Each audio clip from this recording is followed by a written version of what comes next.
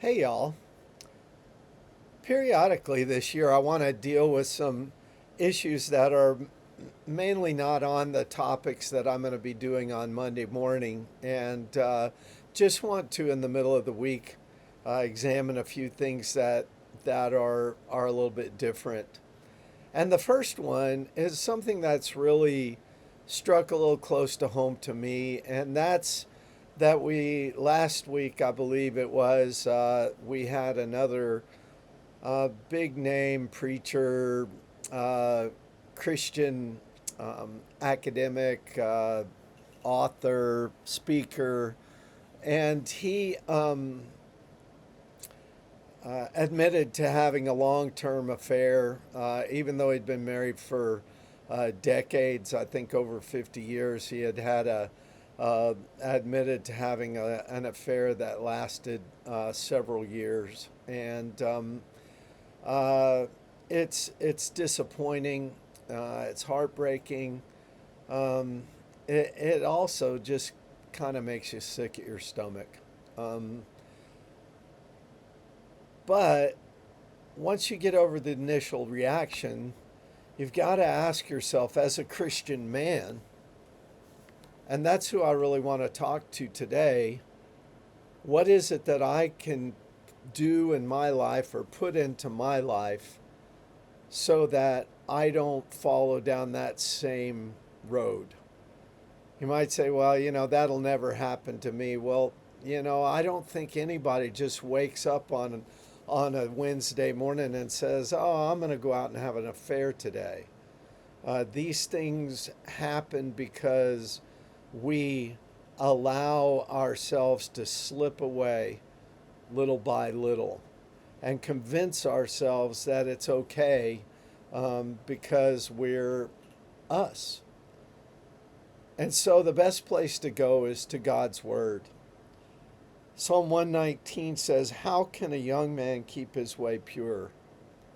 Well, I think that's the bottom line here. That's the question. And it's not just for a young man. I believe that what the psalmist is going to share with us here applies to all of us men, especially those who of us who are married and have responsibilities. Um, we're in the community. We represent the name of Christ. Whether you're a preacher or not, if you're a Christian, you represent the name of Christ in the community.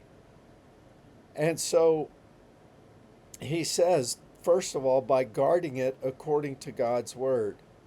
How can you keep your way pure? By guarding it, but not according to your own strength, according to God's word, by guarding it according to your word.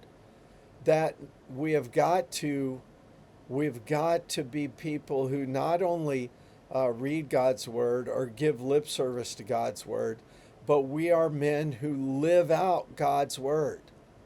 That we take God's word off the page, we put it into our lives, and we begin to live it out, guarding it according to God's word. And then he says in verse 10, "With my whole heart I seek you. Let me not wander from your commandments." You see, it's not just an act of the will. And that's what I think many of us men have a problem with, because most of the things that we do because we do it in our own strength. We're able to muscle our way through most of the problems that we have in life. But the psalmist here says, with my whole heart I seek you, so that we not only guard our heart according to his word, but we give our heart completely over to God. We seek him with our whole heart. And when we do, then we realize how vulnerable we are, we realize how weak we are, and we realize how much we need God. And so we cry out to him and say, "Help me not wander. Help me to live for you today, God. Help me to be faithful to the things that you have called me to be faithful to. Not only to my wife, but to my ministry, to my calling, to my family, to the very name of Christ in the community. Help me to be faithful to all those things. I guard my heart according to your word. I give my whole heart to you so that I won't wander from your word. And then I store, verse 11, I have stored up your word in my heart that I might not sin against you.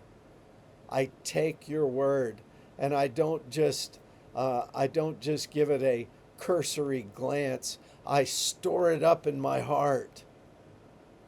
So when I come to those places of temptation, your word is there. Your word is a foundation. Your word is a weapon. Your word is a shield. Your word is there for me so that I can guard my heart and give my heart so that I might not sin against you. Do you see the commonality between all these three verses? Is that God's word is central in all of this. That we as men have got to be men of the word.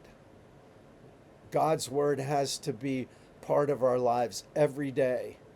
And it's more than just reading it and checking it off of our checklist. It's memorizing it. It's studying it. It's taking God's word off the page and placing it in our lives and beginning to live it out. Living it out in the way that we love our wives. Living it out in the way that we lead our families. Living it out in the way that we conduct ourselves in the workplace. Living it out in church. Living it out in every aspect of our lives. You see, because the truth is, we hear about the big name preachers who fall, who have affairs. But the reality is that for every one of those guys, there's probably 100 or 1,000 or 10,000 lay people, laymen, who follow down the same path, who we never read in a headline and we never hear about in any way. Don't be a statistic. Let your light shine before others, that they may see your good works and give glory to your Father and who is in heaven. Submit yourself to God's word. Give yourself over to God's word. Give him your whole heart and allow him to strengthen you, because times of temptation will come. The question is, what are you going to do with them? With my whole heart I seek you. Thy word have I hid in my heart, that I might not sin against you. Trust God.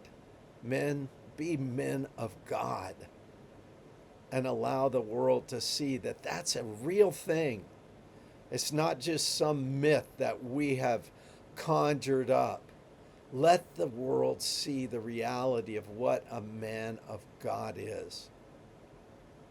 And allow that to be the headline rather than the fall. Live for him today. Place his word in your heart today. Walk with him today.